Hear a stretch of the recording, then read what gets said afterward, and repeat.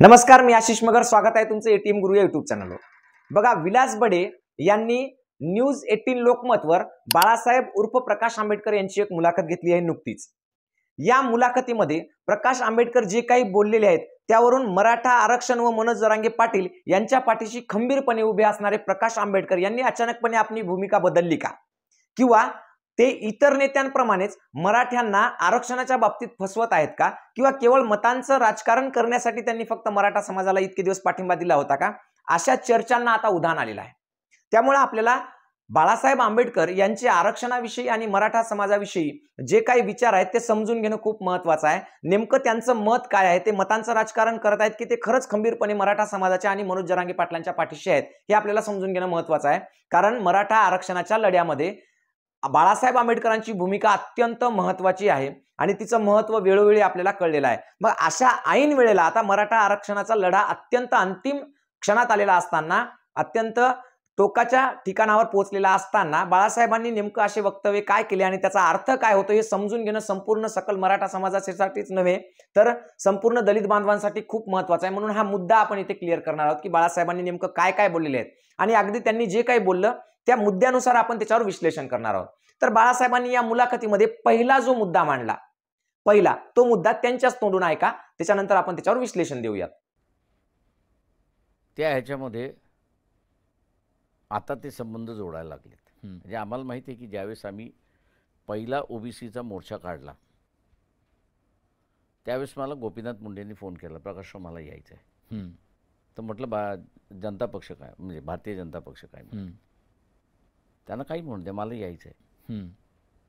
आणि he was the only OBC नेता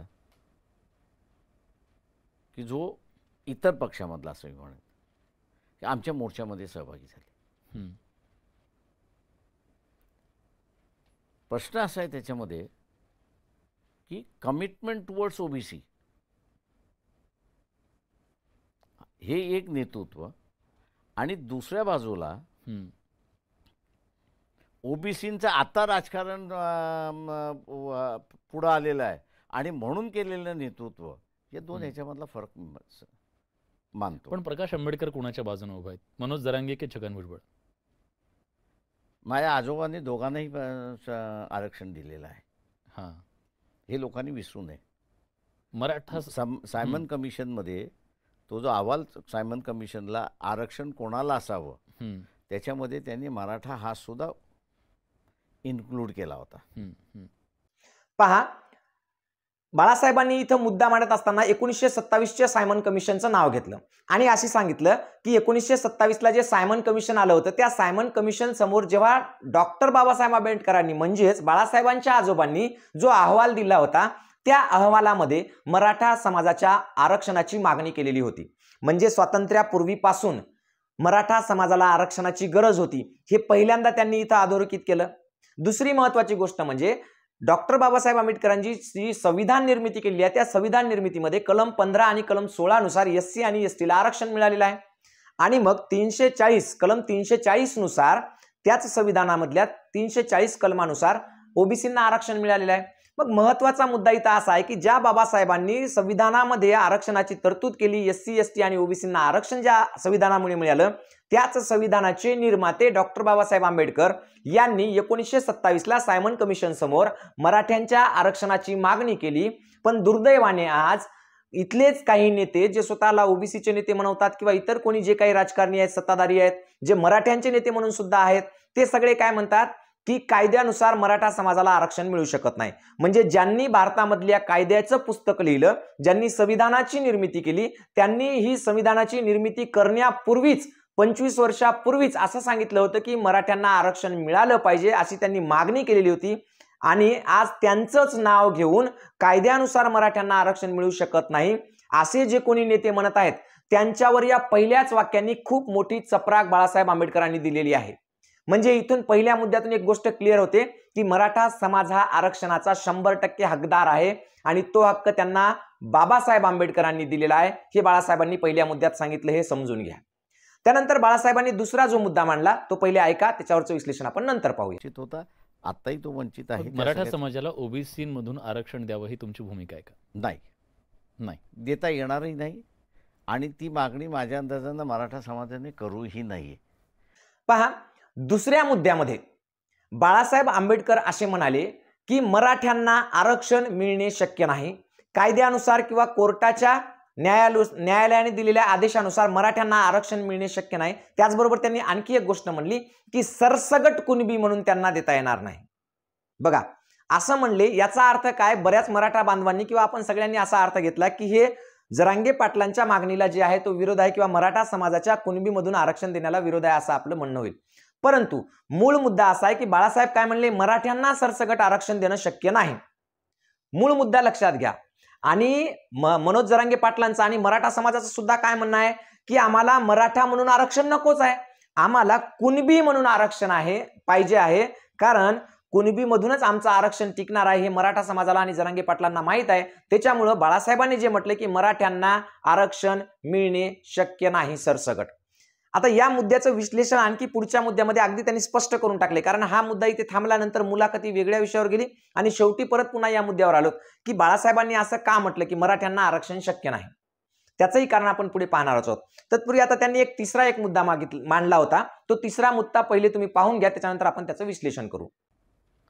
गायकवाड आयोग असा म्हणतो की मराठा समाज 30% ॲडमिनिस्ट्रेशनमध्ये आहे. तेव्हा कुठलाही जज कितीही आरक्षणवादी असेल तो विचार काय करतो, अरे एक समाज 30% ॲडमिनिस्ट्रेशनमध्ये आणि आता तो पुन्हा संरक्षण मागतोय. पण आता हे देणारे फिगर्स कोण? तर देवेंद्र फडणवीस. देवेंद्र फडणवीसचं आयडिओलॉजिकल बॅकग्राऊंड काय? तर RSS आयडिओलॉजिकल बॅकग्राऊंड. RSS ची आयडिओलॉजी काय?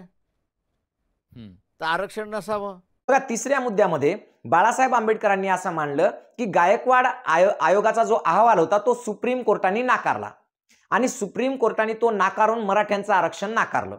याचाच अर्थ काय? तर मराठ्यांना आरक्षण भेटू शकत नाही आणि तेही कोणत्या अहवालानुसार? गायकवाड अहवालानुसार. पण हे असं का झालं याचं कारण देताना बाळासाहेब आंबेडकरांनी अत्यंत स्पष्टपणे मराठा आरक्षणाच्या विरोधातलं षडयंत्र उघडकीस आणलेलं आहे. काय म्हणले बाळासाहेब आंबेडकर की गायकवाड आयोगाच्या अहवालाने सुप्रीम कोर्टामध्ये असं दर्शविलं की एकूण जे ऍडमिनिस्ट्रेशन आहे किंवा एकूण जे आस्थापना आहेत महाराष्ट्रातल्या त्याच्यामधलं 30% प्रतिनिधित्व मराठा समाज करतो. म्हणजे जर समजा एखाद्या ऑफिसमध्ये जिल्हा परिषद असेल, पंचायत समिती असेल, नगरपालिका असेल, शिक्षक असतील, तर कोणतेही असे सरकारची जी पदं आहेत ज्याच्यामध्ये एकूण पदांपैकी 30% पद हा मराठा समाज उपभोगतो, असं अहवाल गायकवाड आयोगाने सुप्रीम कोर्टाकडे म्हणजे शासनाकडे दिलता आणि तो सुप्रीम कोर्टात गेला. मग याचा अर्थ त्यांनी असा सांगितलाय की जर समजा 100 पैकी 30 जागा किंवा 30 पद जर मराठा समाज उपभोगत असेल तर तिथं जज कितीही आरक्षणाच्या बाजूने असेल किंवा स्वतः मनोज जरांगे पाटील किंवा तुम्ही आम्ही कोणीही तिथं बसलो असोल की ज्याच्या मनातून मराठा आरक्षणाची गरज आहे किंवा त्यांना द्यावा असं वाटतंय, तो सुद्धा माणूस हे आरक्षण देऊ शकत नाही. कारण काय? तर एखाद्या आस्थापनेमध्ये किंवा एखाद्या ऍडमिनिस्ट्रेशनमध्ये जर 30% जास्त एखाद्या समाजाचा सहभाग असेल तर त्याला मागासलेला किंवा त्याला त्याचा वाटा भेटला नाही असं म्हणता येत नाही, हे सिद्धच होत नाही. आणि म्हणून कायद्यानं मराठा आरक्षणाचा घोट जे घेतलेला आहे तो खरंच म्हणजे या गायकवाड अहवालाने घेतलेला आहे. पण पुढे जाऊन बाळासाहेब असं म्हणतात की गायकवाड आयोगाने जो काही अहवाल दिला त्या अहवालामधली जी काही टक्केवारी दिली ती त्यांनी कुठून दिली? तर ती आस्थापनेतली किंवा ऍडमिनिस्ट्रेशन मधली असलेली टक्केवारी आहे जी त्यांनी मुख्यमंत्र्यांकडून मागवली. मग आता मुख्यमंत्री त्या काळात कोण होते? आपल्या सगळ्यांना माहितच आहे. गायकवाड अहवालाच्या वेळेस कोण मुख्यमंत्री होते? त्यांनी पुढे जाऊन हे सुद्धा सांगितलं की हे जे मुख्यमंत्री आहेत हे RSSच्या विचारधारेचे आहेत आणि RSSची विचारधारा ही नेहमीच आरक्षण विरोधी आहे. म्हणजेच आरक्षण विरोधी माणसाने गायकवाड अहवालाला दिलेली जी आकडेवारी आहे ती चुकीची असावी आणि ती चुकीची आकडेवारी कोर्टात गेली आणि म्हणून मग मराठ्यांना आरक्षण मिळालं नाही. हे इथं बाळासाहेब आंबेडकरांनी स्पष्ट केले, जे की मराठा समाजाला सुद्धा माहित आहे, सगळ्यालाच माहित आहे की मराठ्याचं आरक्षण आतापर्यंत कोणाकोणामुळे गेले. 1982 पासून आपण ते पाहतच आहोत. कोणत्याही राजकारण्याला आपल्या आरक्षणाविषयी देणं घेणं नाही. हे सगळे मुद्दे बाळासाहेबांनी अगदी क्लिअर कट इथे सांगितलेले आहेत. म्हणजेच बाळासाहेब आंबेडकरांचा हेतू शुद्ध आहे, प्रामाणिकपणे आहे आणि त्यांनी जे काही घडलं ते एकदम फॅक्च्युअली सांगितलेलं आहे. पण मूळ मुद्दा असा आहे, याच्या पुढचा चौथा जे बाळासाहेबांनी मांडलेला आहे की मराठा समाजाला आरक्षण देता येत नाही, असं बाळासाहेबांनी का म्हटलं. आणि तोच जो चौथा मुद्दा आहे महत्वाचा, तो मुद्दा पहिले तुम्ही ऐकून घ्या आणि त्याच्यानंतरचं विश्लेषण आपण पाहूयात. असं आहे, एक लक्षात घ्या की कुणबी हा ओबीसीच्या यादीमध्ये आहे का? एक भाग हो आहे. 1930, 1920, 1910 या सेन्ससमध्ये तुम्ही कुणबी आहात हे जर म्हटलं आणि कुणबी यादीमध्ये आहे म्हटलं तर तुम्हाला देणं भाग आहे. पण आता कायदेशीर देणं भाग आहे. सुप्रीम कोर्टातला निकाल त्या धर्तीवरती आता सरसकट द्या. जरांगेंची मागणी आहे की सरसकट द्या. सुप्रीम कोर्टाचा निर्णय काही आहे की मराठा समाजाला आरक्षण देता येत नाही. सुप्रीम कोर्टाचा निर्णय हा नाही आहे की कुणब्यांना आरक्षण देता येत नाही. सरसकट मराठा समाजाला कुणबी ठरवता येईल का? सरसकट मराठा समाजाला कुणबी म्हणून ठरवता येणार नाही, पण ज्यांच्या सर्टिफिकेटमध्ये कुणबी तर बघा, चौथ्या मुद्द्यामध्ये बाळासाहेबांनी अत्यंत स्पष्ट केलं की कोर्टाने मराठा समाजाचं मागासलेपण नाकारलेलं आहे. बरोबर आहे, असं स्पष्ट म्हटलंय. पण बाळासाहेबांनी याच्या पुढे जाऊन एक गोष्ट म्हणलेली आहे की जरी कोर्टाने मराठा समाजाचं आरक्षण जरी नाकारलेलं असलं तरीही सुद्धा एक गोष्ट मात्र त्यांनी सांगितली की कोर्टाने कुणबी म्हणजेच कुणब्यांचं आरक्षण नाकारलेलं नाही. पहा, मुद्दा कळते. मराठ्यांचं आरक्षण नाकारलेलं असलं तरी कुणब्यांचं आरक्षण कोर्टानं नाकारलेलं नाही हे स्पष्ट केलं. आणि त्याचबरोबर त्यांनी दाखला दिला की 1910ची किंवा 1920ची 1930ची या तिन्ही जनगणनांमध्ये किंवा या तिन्ही अहवालांमध्ये इतर मागासवर्ग म्हणजेच ओबीसी मध्ये मराठा समाजाचं नाव नाही आणि त्याच्यामुळे मराठा समाजाला आरक्षण मिळू शकत नाही. पण या तीनही अहवालामध्ये कुणबी समाजाचं नाव आहे आणि म्हणून कुणबी समाजाचं जे आरक्षण आहे ते सुप्रीम कोर्ट काय कोणीही नाकारू शकत नाही. आणि मूळ मुद्दा त्यांनी इथे हेही मांडला की ज्या मराठा समाजातील लोकांना पूर्वीचे कुणबीचे दाखले मिळत आहेत ते कुणबीचे दाखले जर त्यांना मिळाले तर त्यांचं आरक्षण इथली कोणतीही राज्यव्यवस्था किंवा न्याय व्यवस्था नाकारू शकत नाही. त्यांना आरक्षण द्यावंच लागतं, कारण त्यांचं आरक्षण हे मागासवर्गीय आयोगानं आणि कोर्टानं मान्य केलेलं आहे. स्वातंत्र्यापूर्वीपासून कुणबी समाज हा आरक्षणामध्ये येतो आणि आपली किंवा जरांगे पाटलांची किंवा मराठा समाजाची मूळ मागणीच ही आहे की तुम्ही आमचे कागदपत्र तपासा, आम्ही मुळात कुणबी आहोत आणि कुणबी असल्याबाबतचे आम्हाला प्रमाणपत्र द्या आणि मग त्याच्यातून आम्हाला ओबीसी मध्ये घ्या आणि आम्हाला आरक्षण द्या. बाळासाहेब आंबेडकरांनी स्पष्ट हेच सांगितले की मराठा समाजाला मराठा म्हणून आरक्षण मिळणं शक्य नाही, जे की मनोज जरांगे पाटील सुद्धा म्हणत आहेत. कारण मराठा म्हणून आरक्षण दिले की त्याच्यावर विघ्न येणार, काहीतरी सामाजिक मागासलेपण सिद्ध होणार नाही आणि ते कॅन्सल होणार, हीच आपली भूमिका आहे. आणि म्हणून मग बाळासाहेब असं सांगतात की मराठा समाजाला मराठा म्हणून आरक्षण मिळणार नाही, परंतु कुणबी म्हणून त्यांचं आरक्षण कोणतीच न्यायव्यवस्था असो की राज्यव्यवस्था असो ती आपल्याला अडथळा आणू शकत नाही. आणि म्हणून ज्यांच्याकडे कुणबी प्रमाणपत्र असेल त्यांना ते 100% आरक्षण मिळालंच पाहिजे अशी त्यांनी भूमिका घेतलेली आहे. याचाच अर्थ बाळासाहेब आंबेडकर आणि मनोज जरांगे पाटील या दोघांनी सारखेच विचार व्यक्त केलेले, सारखेच विचार मांडलेले आहेत. फक्त एका गोष्टीमध्ये दोघांमध्ये बदल आहे की बाळासाहेब आंबेडकर असं म्हणतात की सरसकट सर्व मराठ्यांना कुणबीचं प्रमाणपत्र द्या.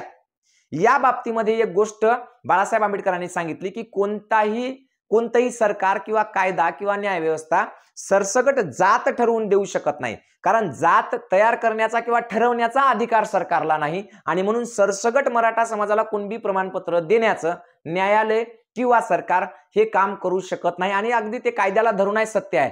परंतु त्याच्यामध्ये एक महत्त्वाची गोष्ट आहे की जर कुणबीचे प्रमाणपत्र गावोगावी जर भेटले तर त्यांची रक्ताची नाते किंवा नातेवाईक यानुसार जे त्याच्यामध्ये येतील त्या सर्वांना कुणबी प्रमाणपत्र भेटेल, हे त्याच्यामधलं एक उघड सत्य आहे किंवा उघड गुपित आहे हवं तर. आणि म्हणून बाळासाहेबांनी जे काही म्हटलंय ते अगदी कायद्याच्या अभ्यासातून आणि व्यवस्थितरित्या म्हटलंय. आणि सध्याच्या घडीला तरी महाराष्ट्रामध्ये मराठ्यांच्या आणि मनोज जरांगे पाटलाच्या पाठीशी एकमेव अभ्यासू व्यक्ती, एकमेव मार्गदर्शक जो कोणी असेल ते म्हणजेच बाळासाहेब आंबेडकर आहेत.